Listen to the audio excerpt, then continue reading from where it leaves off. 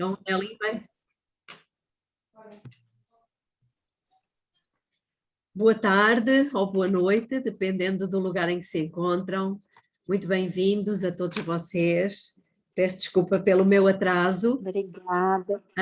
Mas é muito bom ver as vossas carinhas, aqueles que estão com a carinha do lado de fora, porque os outros estão escondidos. Muito obrigada, irmã Cleonice. Bem-vindos mesmo. Vamos então dar início à nossa 18ª palestra, subordinada ao tema: o que é que o livro de Daniel tem para nos ensinar ao remanescente do tempo do fim. Vamos orar. Querido Deus, eterno Pai que está nos céus, louvado e santificado seja o seu bendito nome. Precisamos, ó Pai, da sua intervenção aqui para nos dar luz, entendimento, nos dar coragem e ânimo para prosseguirmos nestes tempos difíceis. Que o Senhor nos abençoe com o seu bom espírito, em nome de Jesus. Amém. Muito bem, então vamos continuar o nosso estudo, mas como é um capítulo que é naturalmente difícil, é complicado, e é um capítulo que, como nós sabemos, praticamente não é comum, não é ser trabalhado.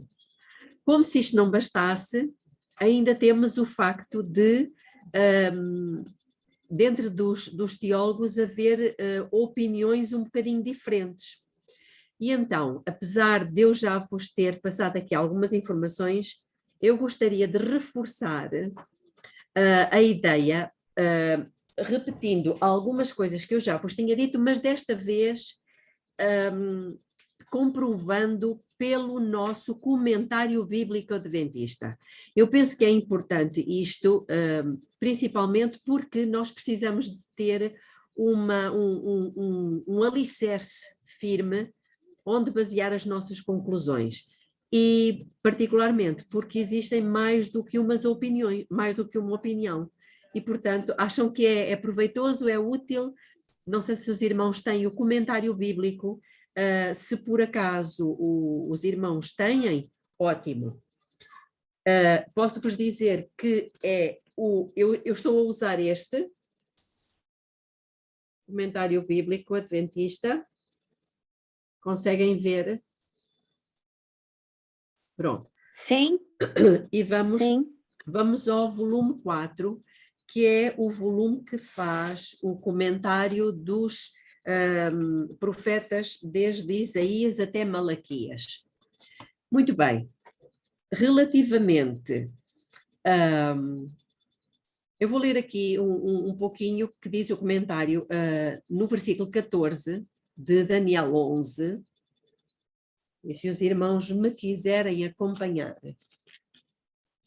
O versículo 14, portanto, lembram-se de eu vos ter dito que nem todos interpretam, ou melhor, compreendem que o Roma entra aqui, aparece aqui neste capítulo no mesmo versículo. Lembram-se de eu vos ter dito isto? Portanto, nós já está, assim, até ao versículo 4 não existe qualquer problema. Até ao versículo 4.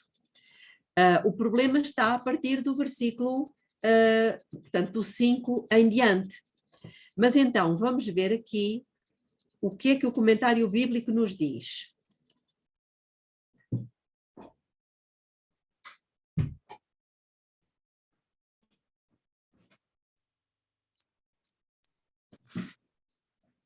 Muito bem, então no versículo 14 diz-nos o seguinte, o comentário: a partir desse versículo, as interpretações do restante do capítulo diferem muito, cá está como eu vos tinha dito.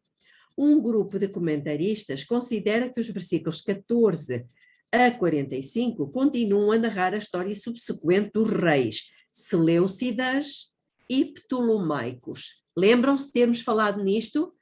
Portanto, a partir do versículo 5, irmãos, nós não estamos aqui apenas a ter um estudozinho para despachar e pronto, estamos já a aprofundar-nos um pouquinho mais do que habitualmente é passado em relação a este capítulo.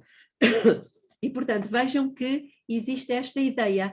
Nós já tínhamos visto que, a partir do versículo 5, começam então as guerras entre a descendência do Ptolomeu, que é o rei do sul, e de Seleuco, ou seja, a descendência seleucida. E, portanto, estamos a falar do império, qual império? Grego, muito bem, do Império Grego.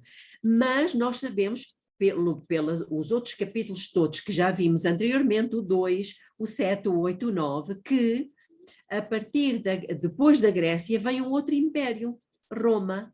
E depois até vimos que depois de Roma pagã, imperial, política, temos então aquilo que no capítulo 7 e no capítulo 8 é chamado de chifre pequeno. Lembram-se? Pronto, então se nós aqui, no versículo 5 e 6 e 7, nós vemos esta batalha entre a descendência dos Seleucidas e dos Ptolomeus, é lógico que estamos a falar da Grécia, mas temos que ir à procura onde é que na descrição que é feita, que não é fácil, onde é que começamos a encontrar Roma. Porque sabemos que Roma vem logo de seguida, Roma política, estamos a falar de Roma política. Então, o comentário, como eu lia, diz que um grupo de comentaristas considera que os versículos 14 a 45, portanto é o resto do capítulo todo, continua a narrar a história subsequente dos reis seleucidas e ptolomaicos, o que não nos parece muito lógico, não é verdade? Porque o que faz realmente mais sentido é que, depois da Grécia, este capítulo fala de Roma. Os outros defendem que, a partir do versículo 14, o grande império mundial seguinte, Roma, entra em cena e que os versículos 14 a 35 esboçam o curso desse império e da Igreja Cristã. Estão a ver aqui as duas opiniões? Uns dizem que a partir do versículo 14 até ao final continuam as guerras dos gregos, dos ptolomaicos e dos seleucidas. Outros comentaristas acham que do versículo 14 ao 35 já nós entramos em Roma. A descrição já é feita acerca de Roma. Estão a perceber? Muito bem. Lembram-se também de eu vos ter falado, eu falei só, não mostrei, que o capítulo 11, sabendo nós que o capítulo 11 tem um paralelo muito grande com o capítulo, lembram-se qual foi o capítulo que nós vimos? O 11 tem um paralelo com o capítulo 8, com o capítulo 8. E, muito particularmente, os irmãos recordam-se, quando nós falávamos aqui no versículo 4, eu sei que esta parte é um bocadinho mais aborrecida, mas eu queria passar isto para os irmãos para ficarem com este conhecimento, porque sei que nem todos terão o comentário bíblico. Então, no versículo 4, voltando um pouquinho atrás, diz, mas estando ele em pé, está a falar da Grécia, estando ele em pé, o seu reino será quebrado. Temos aqui esta expressão, esta palavrinha, quebrado, e repartido para os 4 ventos do céu. Outra expressão, 4 ventos do céu, que são os 4 pontos cardeais. Irmãos, onde é que nós encontramos isto? Estas duas expressões nós encontramos-las no capítulo 8, no versículo 8. Um de vocês importa-se de ler, por favor?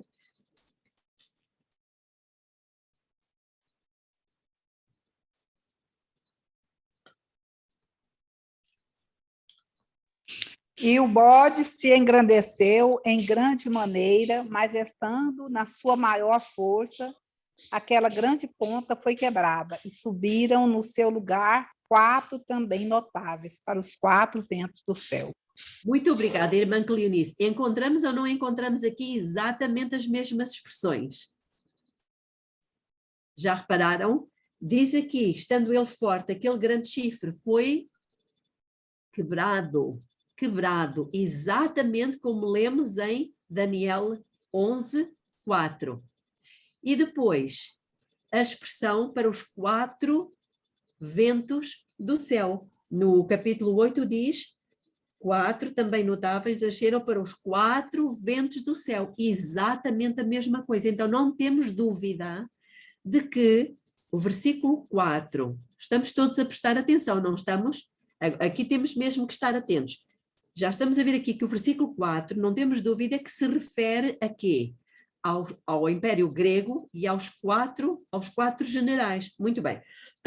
Mas também há um dado importante. É que o versículo, desculpem eu ter voltado atrás, mas gostava de vos dar algumas provas disto. Lembram-se de nós termos também falado que quando no capítulo 7, ou melhor, no capítulo 8, particularmente no capítulo 8, fala do chifre pequeno, lembram-se da atuação no capítulo 8, isto também é bom para nós recordarmos. Lembram-se no capítulo 8 qual é a atuação particularmente direta do chifre pequeno. O chifre pequeno, qual é a sua atuação? Estamos aqui numa aula, portanto podem abrir os vossos micros à vontade. Recordam? Está falando do versículo 11, e se engrandeceu até o príncipe dos exércitos? Sim, ele quis substituir o próprio Deus, né? O próprio Deus, o chifre pequeno. Exatamente. E diz-nos os versículos seguintes que a atuação dele foi particularmente contra quê?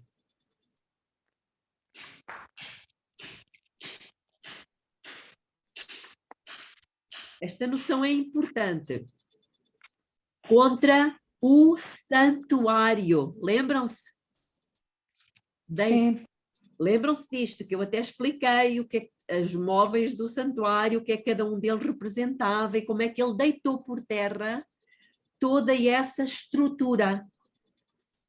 Lembram-se disso? Aliás, nós temos aqui no versículo 11.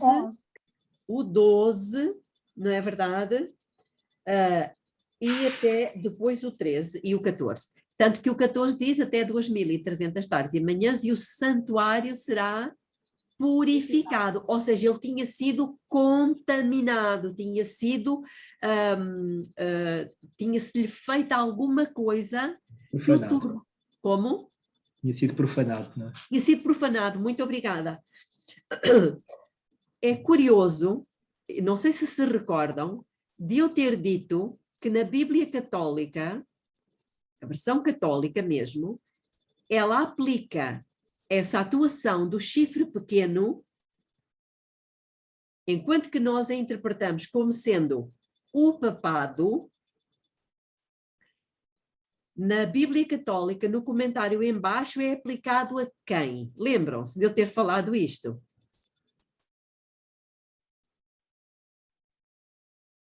Antíoco, não era? Exatamente, a Antíoco Epifânio. Recordam-se disto? E eu vou ler-vos agora, vou-vos dar a prova do que eu vos estou a dizer. Eu vou ler-vos aqui nesta Bíblia, que é uma Bíblia católica, ok?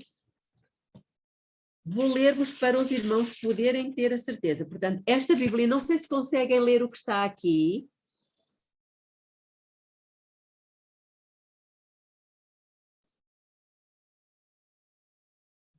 Ok? Conseguem ler, portanto, diz o seguinte: tradução dos textos originais com notas dirigidas pelo Pontifício Instituto Bíblico de Roma. Portanto, estamos literalmente aqui a falar de uma Bíblia católica. E eu vou mostrar-vos que ela faz um comentário acerca precisamente de Daniel, capítulo 8, falando do chifre pequeno, sobretudo os versículos 9 a 12. E diz o seguinte: acham que isto é importante? É importante, porque Deus nos chamou para levarmos luz aos outros e, portanto, nós temos que estar devidamente documentados. Então diz assim, alusões rápidas às expedições de Antíoco Epifânio, o pequeno chifre, estão a ver como eles interpretam como sendo Antíoco, no Egito e na Pérsia, com a luta ininterruptamente empenhada contra o país Jóia, isto é, a Palestina, ou Terra Gloriosa, também aparece essa expressão, onde golpeou o povo judaico, mas isto é certo, isto é da história, o Antíoco Epifânio fez exatamente isto, golpeou o povo judaico, o povo dos santos, aqui é chamado... Portanto, aqui chamado exército do céu ou de estrelas. Portanto, eles interpretam certo quando dizem que ele se engrandeceu até o exército do céu e lançou por terra algumas das estrelas desse exército.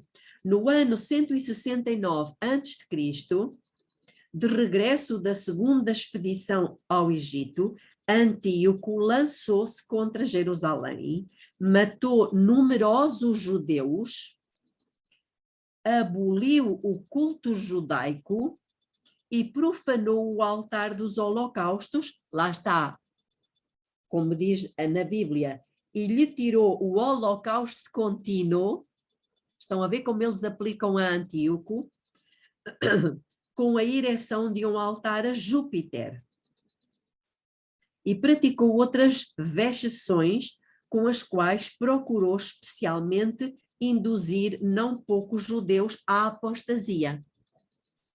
Isto é o comentário que a Igreja Católica faz, ou seja, ela desviou o olhar do verdadeiro personagem, que é o papado, e aplicou a Antíoco Epifânio.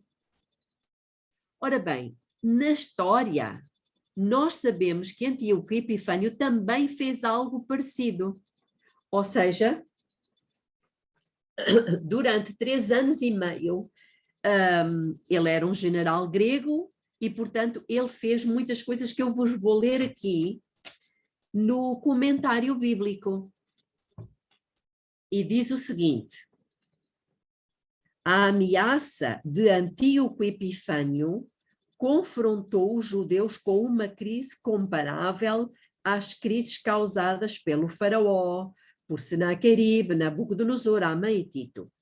Durante o seu breve reinado de 12 anos, Antíoco quase exterminou, vejam bem, quase exterminou a religião e a cultura dos judeus. Ele tirou todos os tesouros do santuário, saqueou Jerusalém, deixou a cidade e os seus muros em ruínas, matou milhares de judeus e exilou outros como escravos. Eles foram forçados, os judeus foram forçados a erigir altares pagãos, vejam bem isto, em todas as cidades da Judeia, a oferecer neles carne de porco. Os judeus foram obrigados a oferecer no altar carne de porco e a entregar todas as cópias das escrituras para serem rasgadas e queimadas. Antíoco ofereceu carne de porco diante de um ídolo pagão no templo judaico. E o que é curioso é que isto durou cerca de um tempo, temos e metade de um tempo. 3 anos e meio, mas foram 3 anos e meio literais. Agora a minha pergunta é, como é que eu sei que esta interpretação não está correta? Como é que eu sei que este chifre pequeno não se aplica a Antíoco, mas aplica-se ao papado? Como é que eu sei? Nós falámos disto. Alguém se recorda?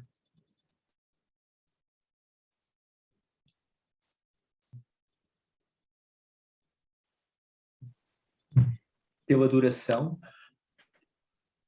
e pela... Porque Nessa época já era Roma, né? É assim, E quando ele era grego ainda. ele era grego, está morno, portanto, o chifre pequeno, Ai, gente, o chifre pequeno que vem do capítulo 7, lembram-se do capítulo 7 dos animais, e depois vem o terrível e espantoso, depois os 10 chifres, e entre esses 10 surge um chifre pequeno. Lembram-se desta sequência? sim, sim. A questão está em que o chifre pequeno surge na cabeça de que animal? Preciso anotar essas coisas. Do terrível e espantoso. Anotar. Isso merece ser anotado, efetivamente. Surge na cabeça do terrível e espantoso. E o terrível e espantoso não é a Grécia, é Roma. Então estão a perceber porque é que o chifre pequeno nunca pode ser Antíoco Epifânio? Porque ele não era romano, era grego. Eu penso estarmos todos a captar a ideia, está certo? Pronto. Sim. Muito bem. Então, o nosso comentário bíblico, agora voltemos a Daniel capítulo 11 e voltemos, isto é um breve resumo, vamos ao versículo 16, Daniel 11, 16, porque a dificuldade aqui no capítulo 11 também está, não só, mas também está em nós conseguirmos identificar a partir de que versículo é que deixa de ser a Grécia e passa a ser Roma. Percebem? E uns dizem que é no versículo 14, outros dizem que é no versículo 16, não está muito bem esclarecido, mas vamos aqui por partes. O versículo 16 diz: ó Senhor, segundo todas as tuas justiças... capítulo 11, versículo 16. O que, porém, há de vir contra ele, ou seja, contra o rei do sul, fará o que lhe aprouver. Portanto, esta expressão nós já a conhecemos como alguém que tem hegemonia, que tem poder supremo, ok? E depois diz, e ninguém poderá resistir diante dele, e ele se fincará na terra gloriosa. Lembram-se de eu ter dado as referências que a terra gloriosa dizia respeito a quê? Jerusalém. A Palestina, não é? É a região da Palestina, muito bem. O nosso comentário bíblico diz-nos exatamente isso. Diz a terra gloriosa, isto é, a Palestina. Também falamos, isto é apenas uma pequena recapitulação, falamos no versículo 17 e diz que firmará o propósito de vir com toda a força do seu reino e entrará em acordo com ele, ou seja, entrará em acordo com quem? Está a falar do rei do sul, entrará em acordo com o rei do norte e lhe dará a filha de mulheres. Lembram-se o que é que nós dissemos que era esta filha de mulheres? Para ele a corromper, ela porém não subsistirá, nem será para ele. Lembram-se o que é que nós dissemos? Cleópatra, mas nós temos que ter uma consistência na opinião que nós demos. Não pode ser porque nós nos lembramos disso. Então, aqui no comentário bíblico, diz efetivamente assim, alguns aplicam esta expressão a Cleópatra, filha de Ptolomeu XI. Ela foi posta, isto é um bocadinho de história, ela foi posta sob a tutela de Roma no ano 51 a.C. e 3 anos depois se tornou amante de Júlio César, que tinha invadido o Egito. Depois de Júlio César ter sido assassinado, Cleópatra voltou as suas afeições para Marco Antônio, rival de Otaviano, mais tarde Augusto. Então, ela não foi apenas de Júlio César, ela passou, como diz ali a Bíblia, não é? Para ele a corromper, mas não será para ele. Já vimos o versículo 17, não é? É o que diz. Então, Cleópatra se suicidou ao se dar conta que não poderia conquistar Otaviano.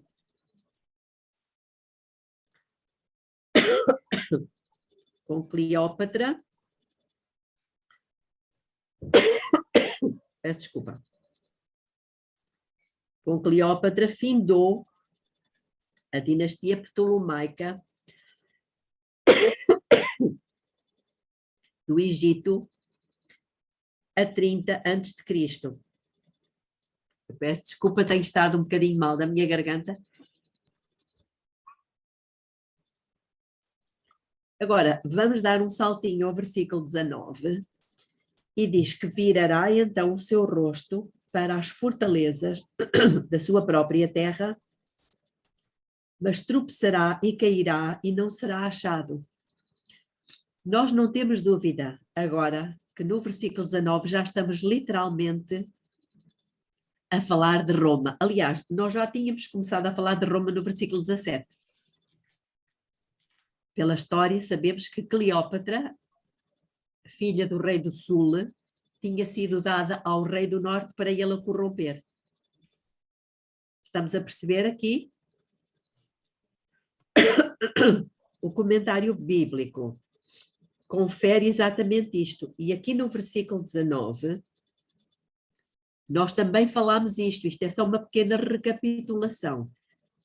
O versículo 19 e o 20 diz: a maioria dos comentaristas entende que a referência é a um cobrador de impostos. Estamos a falar agora já aqui do versículo 20. Estão a ver na Bíblia o versículo 20? Então, no seu lugar, portanto, em lugar de Júlio César, se levantará quem fará passar um exator de tributo pela glória do reino. Então, aqui diz que a referência ao cobrador de impostos, que antigamente, para o homem comum, era a própria personificação da opressão real. E faz referência a Lucas 2:1. Portanto, estamos certíssimos.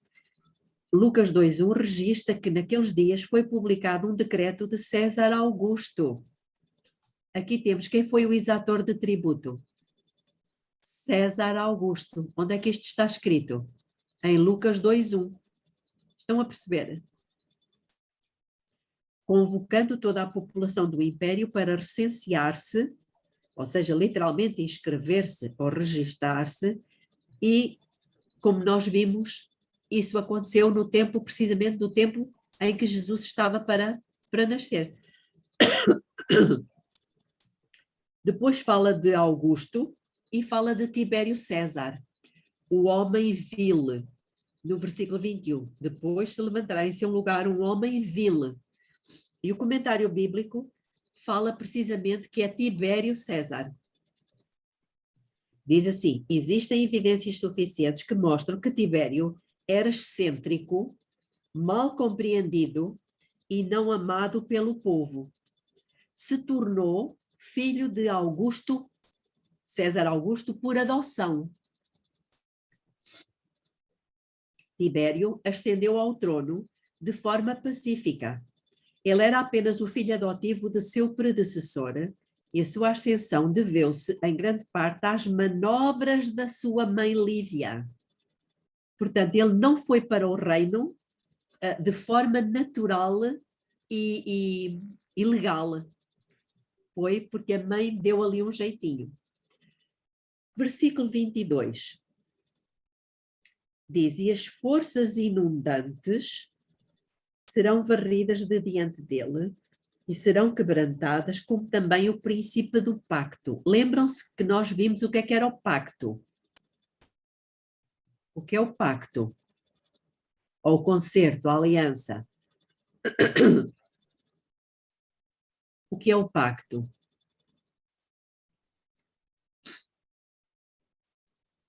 É um concerto, é uma aliança, é um... E o que é? Eu disse-vos que estava em Deuteronômio 4:13. faríamos bem em pôr estas anotaçõezinhas na nossa Bíblia. E o que é que diz lá em Deuteronômio 4:13?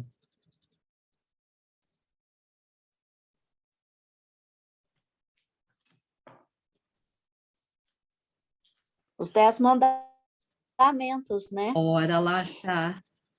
Isto só mostra que nós precisamos de ir rever os nossos estudos, não é verdade? Rever os nossos estudos, irmãos. Porque uma coisa é nós estarmos aqui, desculpem o termo, blá, blá, blá, blá, blá, não é verdade? E outra coisa é nós estarmos a preparar-nos para poder ser usados por Deus ao levar esta mensagem aos outros. Exatamente, é os 10 mandamentos. E sendo o príncipe do pacto, quem? Está em que versículo? Estamos no versículo 22. Deus, né? É o príncipe do pacto. Jesus Cristo. Reparem que diz no versículo 22, vamos devagarinho, diz, e as forças inundantes. O que é uma força inundante? É uma força que provoca uma inundação. E o que na profecia significa isto?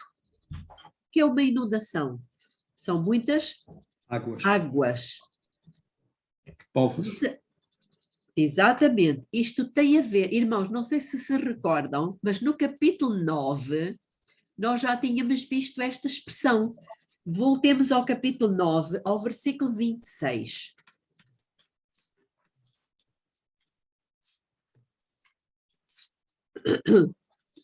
E depois de 62 semanas será cortado o ungido, e nada lhe subsistirá.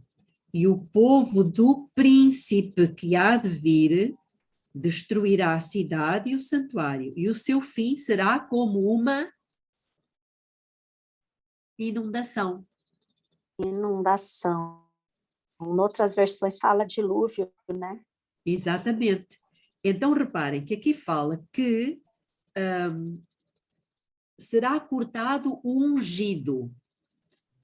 Enquanto que no capítulo 11, versículo 22, diz que o príncipe do pacto será quebrado. O que é isto? É a mesma coisa. Está a falar de quem? Da morte de Jesus. A morte de Jesus encontra-se aqui em Daniel 11, 22, tal e qual como nós a encontramos em Daniel 9, 26.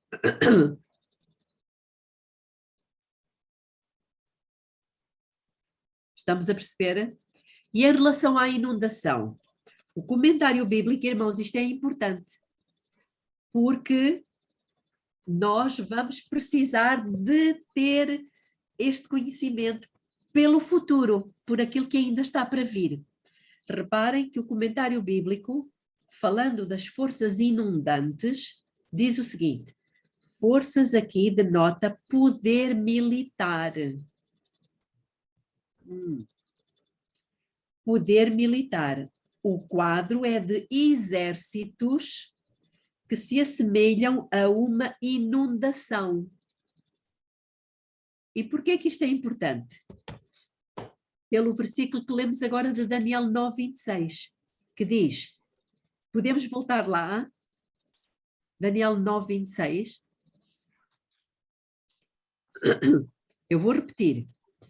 E depois de 62 semanas, ou seja, só faltavam 7 anos para terminar o tempo de graça para o povo judeu, será cortado o Messias. Ok, já sabemos que na metade da semana Jesus morreu e nada lhe subsistirá. E o povo, escutem isto, e o povo do príncipe que há de vir, quem era o príncipe que havia de vir?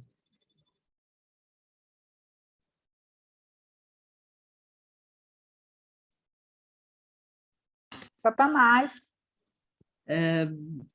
Está ao serviço de Satanás, mas não era Satanás. Reparem o que é que diz. Será Tito? Exatamente. e o povo do príncipe que há de vir destruirá a cidade e o santuário. O que é que destruiu a cidade e o santuário? Foi Tito. Romano. Não se esqueçam disto. Roma ao serviço de Satanás. E depois diz, e o seu fim, irmãos, isto é importante, será como uma inundação. E até ao fim haverá guerra. Estão determinadas assolações. O que é que isto nos faz pensar? Se estas profecias também são para nos dar indicações do tempo do fim, poderá isto estar-nos a dizer que novamente vamos ter forças como que se fossem que são símbolo do exército, de guerra. Não é estranho que aconteça isto. Porquê? Porque em Apocalipse, e agora vamos lá dar um saltinho a Apocalipse, ao capítulo 12,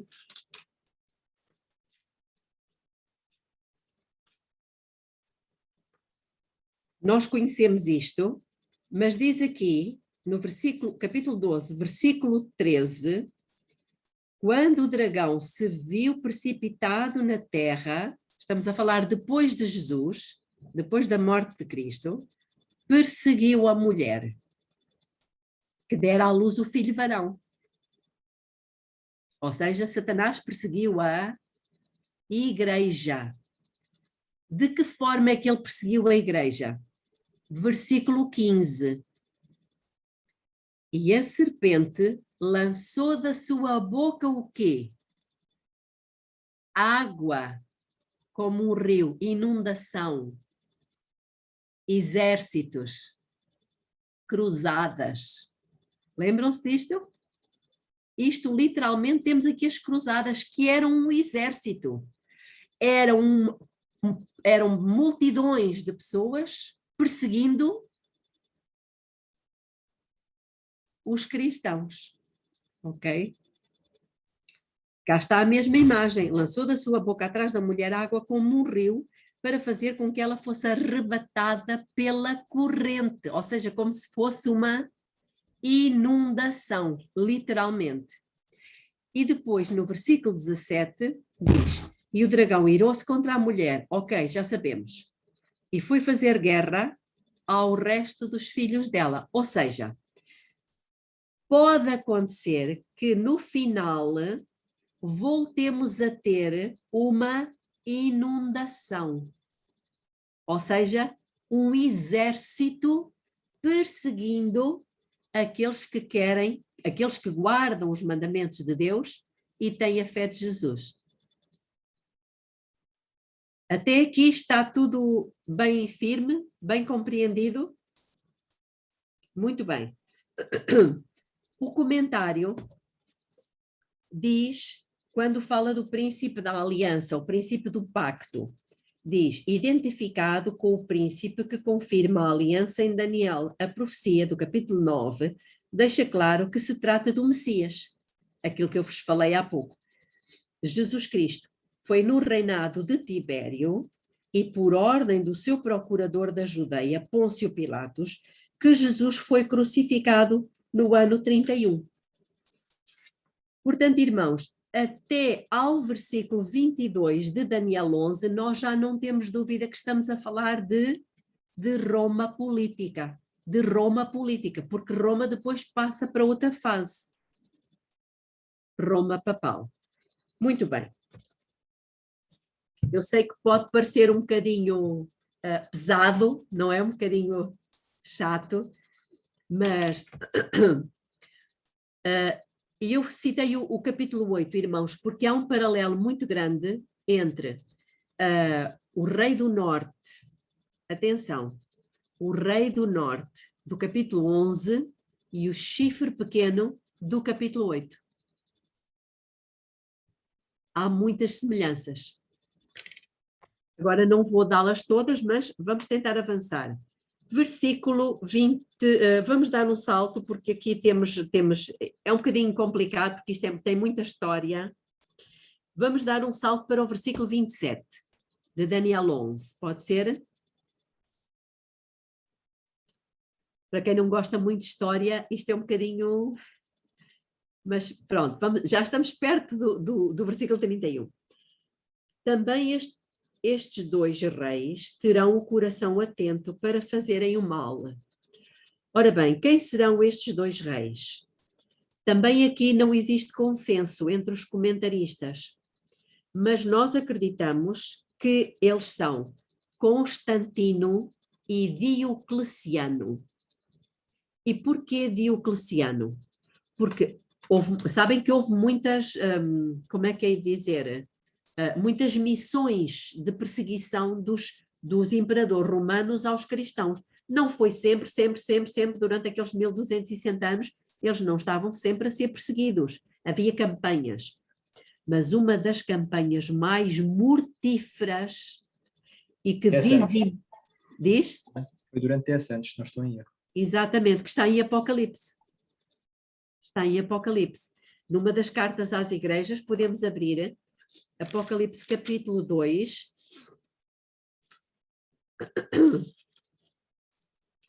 No versículo 10, diz: não temas o que has de padecer. Eis que o diabo está para lançar alguns de vós na prisão, para serdes provados, e tereis uma tribulação de 10 dias, foram 10 anos. Sê fiel até à morte, e dar-te-ei a coroa da vida. E isto aconteceu do ano 301 ao 311. E foram nestes 10 anos que as perseguições, não foram papais, foram romanas, mais gente morreu. Foi uma coisa tremenda aos cristãos. E nós acreditamos, ou pelo menos temos este entendimento, que Daniel 11, 27, quando fala destes dois reis que terão o coração atento para fazerem o mal, são precisamente Constantino e Diocleciano. Assentados à mesma mesa, falarão a mentira. Esta, porém, não prosperará, porque ainda virá o fim no tempo determinado. Versículo 28. Então tornará para a sua terra com muitos bens, e o seu coração será contra o santo pacto. Novamente encontramos aqui, a Santa Aliança. O que é isto? Já sabemos que são os 10 mandamentos. Qual dos imperadores teve uma atuação particular contra a lei de Deus? Os 10 mandamentos, o Santo Pacto. Constantino. Constantino. Foi precisamente no período do seu reinado que não foi de repente. Portanto, ele foi colocando o domingo, como ele dizia, o dias domini, não é? O abominável dia do sol, o solis invictus, foi colocando o domingo para ser guardado também como o sábado. E durante algum tempo foi permitido aos cristãos guardarem o sábado e o domingo, até que a dada altura fechou-se completamente o sábado. E o que é que aconteceu? Foi proclamado pelo Império, por todo o Império Romano, que o sábado era judaizante. Era lá dos judeus. E, portanto, agora o que contava era o cristianismo. E, portanto, o domingo. E nós acreditamos que o versículo 28 se refere precisamente a esta altura.